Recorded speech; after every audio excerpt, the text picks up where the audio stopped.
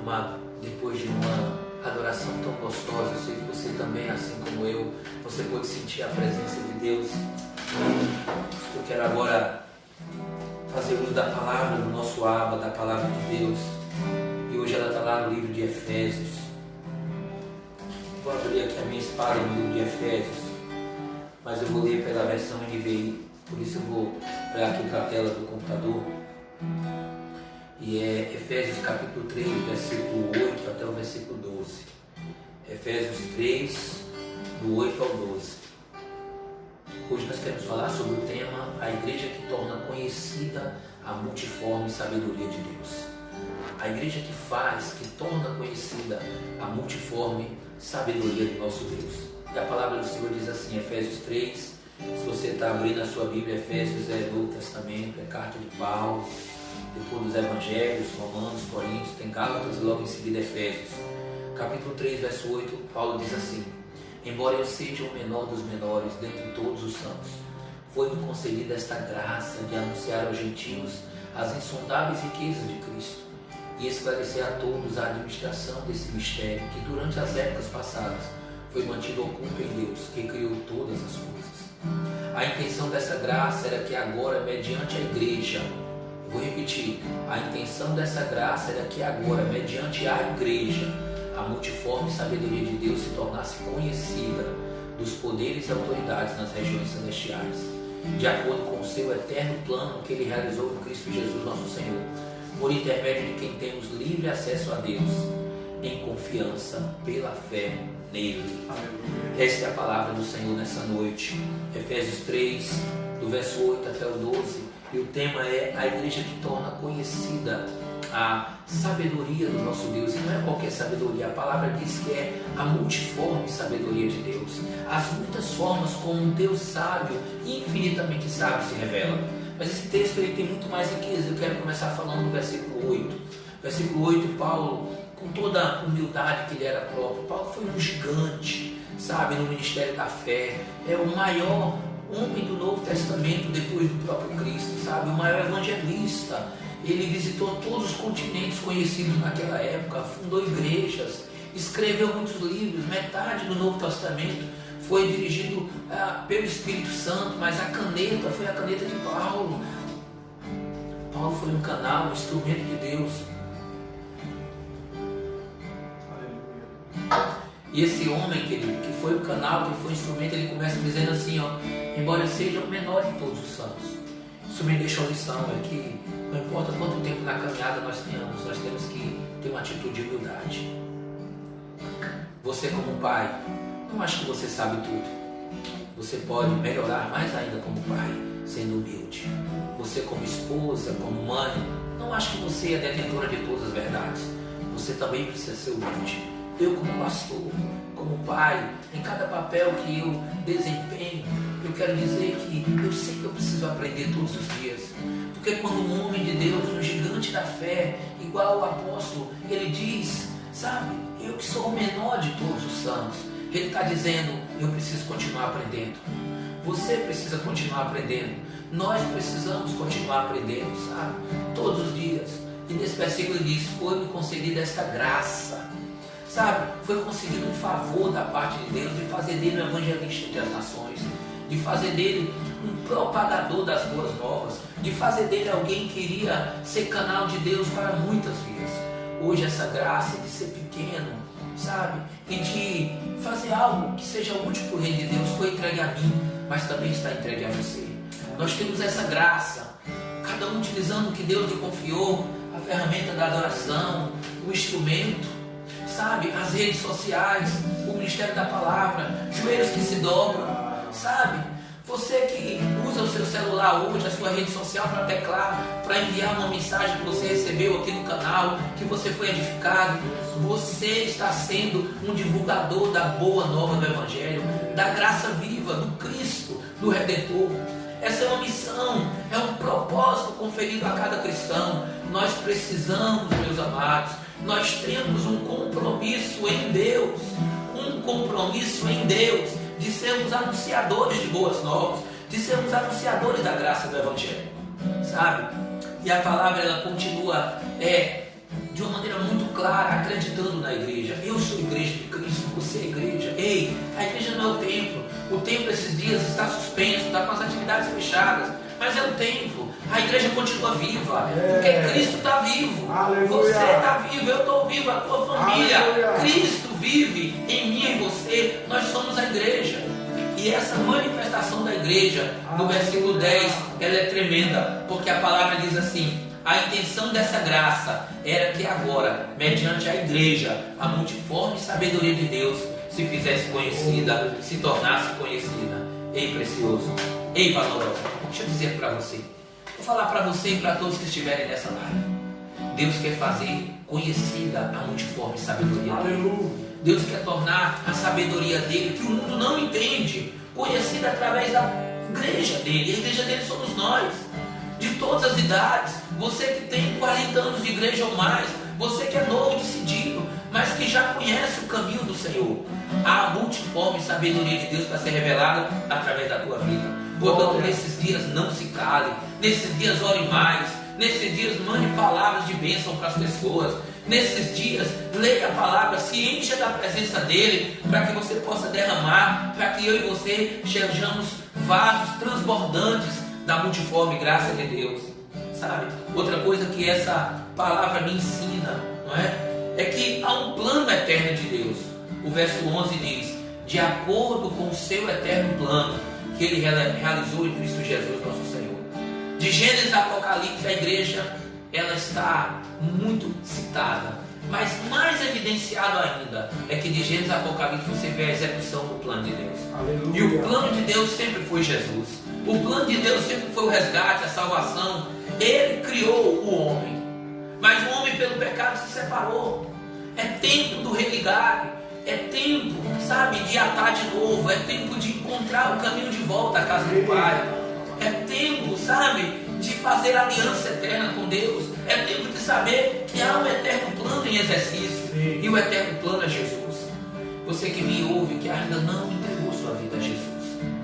Você que foi abençoado em algum desses cultos e voltou hoje. Eu quero te dizer que esse plano não é de ontem, nem de hoje e nem de amanhã. É o plano eterno. É de sempre lá no passado, de sempre hoje, de sempre no amanhã e em todo o futuro. É o eterno plano de Deus. A Bíblia diz com todas as letras que é o eterno plano do Abba. Ele é o teu Abba, o teu Pai, o teu Paizinho. E ele tem um plano, e o nome desse plano é Jesus. Jesus, o nome mais doce, o nome acima de todo nome. Ele é esse eterno plano, sabe? É nesse nome que nós estamos lendo a palavra. É sobre esse nome que nós declaramos, nesse momento, a presença dele entrando na tua casa, na tua vida, no teu coração, na tua mente, sabe? Enchendo você daquilo que é próprio dele. E ele é a própria vida, sabe? O versículo 12, com chave de ouro, ele encerra dizendo o seguinte: por intermédio de quem temos livre acesso a Deus, em confiança pela fé nele. Então, se você adere ao eterno plano de Deus, que é Jesus, você passa a ter livre acesso a Deus. Talvez você possa dizer comigo: eu quero ter livre acesso a Deus. Eu quero te dizer que a ponte é Jesus, o caminho é Jesus, a cruz é Jesus. Não há nada nem ninguém que possa ligar o homem de volta a Deus, a não ser o Filho. Somente pelo Filho é que há ligação com o Pai. Ele diz: eu sou o caminho, a verdade e a vida. E ninguém vem ao Pai se não for por mim. Ei, meu irmãozão, você que está me ouvindo agora, seja um divulgador dessa verdade. Sabe, guarda esse texto, medita nesse texto hoje, amanhã. Guarde na tábua do teu coração. E quando alguém, sabe, você sentir que é hora de lançar a semente, abre e diz: olha, o eterno plano, eu aprendi na palavra de Deus que o eterno plano é Jesus. E que esse plano que é Jesus nos cria o livre acesso ao coração de Deus. Cria o livre acesso ao Deus eterno, ao Senhor de todas as coisas. Sabe, eu quero caminhar para concluir. E nessa palavra que fala da multiforme graça de Deus, eu quero chamar a atenção a algumas coisas muito importantes. Sabe, Deus, ele utiliza a sua igreja. Eu já falei, a igreja somos nós, eu e você. Ele utiliza a sua igreja para muitas funções. E um texto que fala de multiforme graça de Deus, eu não posso citar pelo menos algumas, eu quero citar 4 das muitas funções que a igreja realiza na execução da multiforme graça de Deus. A primeira, a mais importante delas, é que a igreja é um instrumento de transformação, levando a vida até Jesus. A multiforme sabedoria de Deus leva em primeiro lugar o Cristo. A multiforme sabedoria de Deus apresenta Jesus Cristo como a salvação do mundo. Apresenta Jesus Cristo como a única resposta. Sabe, nos anos 80, uma grande campanha em todo o Brasil e no mundo, ela divulgava: Jesus Cristo é a salvação. Às vezes você encontrava nos paredões: Jesus Cristo é a salvação, Jesus Cristo é a solução. Essa é a resposta de Deus. A resposta de Deus para a humanidade não é uma resposta baseada numa pessoa, não é uma resposta baseada, sabe, num líder religioso, num líder político, não é uma resposta baseada na economia, na riqueza, na fortuna. Não. A resposta de Deus sempre foi e vai ser uma só. A resposta de Deus é o Cristo, Jesus. E a igreja leva essa transformação, porque ele diz: eu vim para que vocês tenham vida e vida em abundância. Enquanto quando eu, como igreja de Cristo, você na condição de igreja de Cristo, você leva Cristo para as pessoas, você está levando a principal manifestação da sabedoria de Deus. Você está levando a vida, Jesus. Ele é a própria vida. A segunda característica muito importante da multiforme sabedoria de Deus que se revela através da igreja é que a igreja é uma referência de modelo de vida. Sabe, quem está em Cristo, diz a palavra, nova criatura é. As coisas velhas já passaram e tudo se fez novo. Há um testemunho a dar, há uma atitude a zelar. Você representa o rei e um reino. O rei e o reino. Grava bem isso no teu coração. Nesses dias, sabe, as pessoas vão encontrar uma palavra de alento e de direção. Vai encontrar onde? Na igreja. Você é a igreja. Algumas pessoas vão usar expressões fortes, xingamentos ou qualquer coisa que o valha. Você não. Você vai ter uma palavra sempre vinda do trono de Deus, porque há um testemunho, um zelo, há da sua parte um compromisso em Deus, sabe, com essa atitude que faz parte da multiforme sabedoria de Deus. Nós temos um modelo de vida. O mundo olha para nós, sabe, nós somos como um livro aberto, que toda hora as pessoas passam as páginas, e ao passarem as páginas elas vão querer encontrar Cristo na minha vida, na tua vida. Então hoje eu convido você, meu irmão, minha irmã, meu amado, minha preciosa, eu convido você nesse momento a dizer: Senhor, me ajuda a viver aquilo que eu escutei numa mensagem há um tempo atrás, no meu lugar, o que faria Jesus. E reflita o bom testemunho de Cristo, sabe, em casa, fora de casa, usando as redes sociais, ligando seu televisor, em tudo, seja alguém que use, sabe, Cristo na frente, o bom testemunho de Cristo vá diante de ti. Uma terceira manifestação da multiforme graça de Deus é que é uma referência, a igreja é uma referência da ação social, porque ela exala o amor de Deus. Eu quero te dizer, você que não conhece a atividade da igreja, a igreja é um local de resgate de vidas. Sabe, o governo às vezes não consegue enxergar a amplitude do papel que a igreja faz no Brasil e no mundo todo, em Alagoas. A igreja, ela atua como um elemento resgatador de vidas. A igreja, ela é cheia de pessoas que foram transformadas, mas que antes de entrarem lá, buscaram o hospital espiritual que é a igreja. Pessoas que já não viam mais caminho, não viam mais solução, completamente dominada por vícios de droga, vícios do álcool. Pessoas que não enxergavam mais valor em si mesmas, depressivas.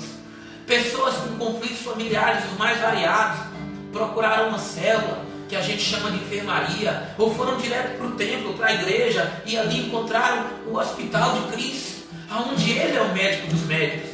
Quantas vezes o papel social de resgate é feito pela igreja, o papel social de alimentar também, de cuidar, de ajudar no esporte, de ajudar no cuidado do corpo. A igreja cumpre inúmeras funções sociais. Isso é uma forma de revelar a multiforme sabedoria de Deus. Aliás, eu quero aproveitar hoje, durante essa transmissão, nós vamos estar lançando uma campanha também no nosso lado social. A Betânia é a igreja que sempre atuou no social desde a fundação dela. Até hoje a gente tem compromissos com projetos sociais, com cestas básicas, mas nesses dias de adversidade nós queremos ampliar o alcance. E para a gente ampliar o alcance, eu convido você que está participando dessa transmissão ao vivo Você pode passar na secretaria da igreja e deixar a sua contribuição lá, 1 quilo de alimento, aquilo que você puder, sabe, contribuir para a gente ampliar o número de cestas básicas, para a gente ampliar a nossa arrecadação. Leve o seu coração junto também, ore pela multiplicação desses recursos. E eu sei que o Senhor, Ele vai fazer cumprir o que está lá em Coríntios, capítulo 9, quando diz que o dono da sementeira, ele faz aumentar a semente para aquele que age com generosidade. Toda vez que eu vivo a experiência de ser generoso com aquele que precisa mais, o Senhor faz multiplicar a sementeira. Faça parte dessa aliança. Mas eu quero citar uma última forma de manifestação das muitas. Eu queria citar hoje essas 4. Eu não quero me alongar, sabe? Mas a última é que a igreja, revelando a sabedoria de Deus, ela tem o poder de impactar gerações. A igreja tem o poder de impactar gerações. Eu sou fruto disso. E aí eu quero falar do culto do lar, do culto familiar. A palavra, ela fala o tempo todo que o nosso Deus é um Deus de gerações. Sim. Para esses dias, meu amado, que você está em casa, passando o dia todo, minha amada, sabe, reúna teus filhos, faça o culto do lar, faça o culto doméstico. Celebra ao Senhor com 1, 2, 3 louvores, aquilo que vocês quiserem fazer. Compartilha o texto da palavra. Ensina as crianças a orarem. Aqueles que estão aprendendo a ler, ensina ele a ler no ambiente da família. Eu quero contar uma experiência pessoal.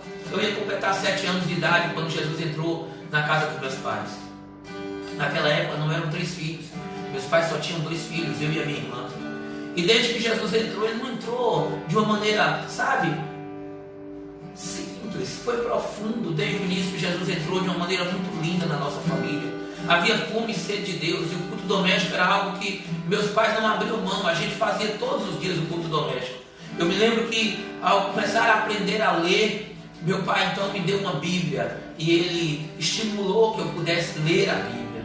E a Bíblia não era como é hoje, que tem várias versões, era só aquela versão mais tradicional, a versão, sabe, Almeida tradicional, corrigida. E era uma linguagem difícil, e aquilo foi treinando a minha leitura, eu fui aprendendo um vocabulário melhor, fui conhecendo mais a Deus através das Sagradas Escrituras. Eu criei amor pela palavra de Deus de uma maneira tão linda, que eu queria, no culto doméstico, eu queria pregar dentro do culto doméstico, eu dizia a meu pai, pai, eu vou trazer a palavra, olha, amanhã pode deixar que sou eu. Eu quero dizer que com 9 anos de idade eu fiz a leitura da Bíblia pela primeira vez. Mas tudo começou lá no culto doméstico, no culto do lar. Sabe? Esse tempo é tempo da gente viver mais a família. Esse tempo é tempo da gente formar gerações. Você, pai e mãe, que tem visto tantos filhos adolescentes e jovens dando errado na vida. Ei, se você ainda tem filhos pequenos, se seu filho está no ventre, se já nasceu, se é um bebê, se é uma criança, se é um pré-adolescente, se é um adolescente, não importa a faixa, ainda há tempo se ele está dentro de casa. Sabe, ore com ele, faça o culto doméstico. Não espere que ele tome a iniciativa. Vá você, paizão, vá você, mãezona. Você que é homem e mulher de Deus, está bem na sua casa, só tenha você vivendo essa aliança. Ele começa contigo. Chama eles ali, age com sabedoria no momento que eles estiverem em condição, chama lá. O bom é que seja todo dia, mas se não puder ser todo dia, talvez você seja um só na sua casa. Quando você fizer, isso vai atrair a atenção de Deus. Sabe, conhecer a multiforme graça de Deus, a multiforme sabedoria de Deus, é tudo que nós precisamos. Nesse momento eu quero dizer para você que o desejo desse pastor, o desejo do Deus eterno revelado na palavra, que é a igreja, o texto diz, eu vou repetir, a intenção dessa graça era que agora, mediante a igreja, a multiforme sabedoria de Deus se tornasse conhecida. Deus quer revelar a sua multiforme sabedoria.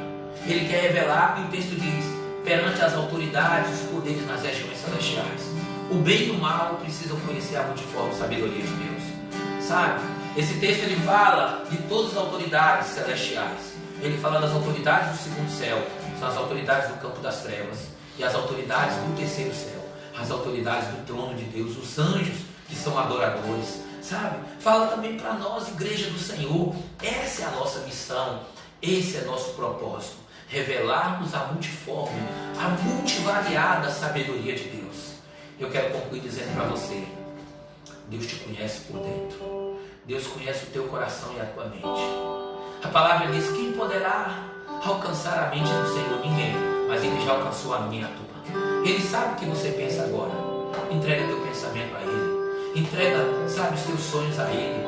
Entrega a Ele o teu coração, a tua vida. Afina mais com Ele e vem fazer parte desses que integram a igreja do Cristo vivo. Vem fazer parte desses que já estão pedindo a Deus: Senhor, eu quero todos os dias revelar a tua multiforme sabedoria. Que o Espírito Santo complete essa palavra no teu coração e que ela seja uma semente santa regada pelo doce Espírito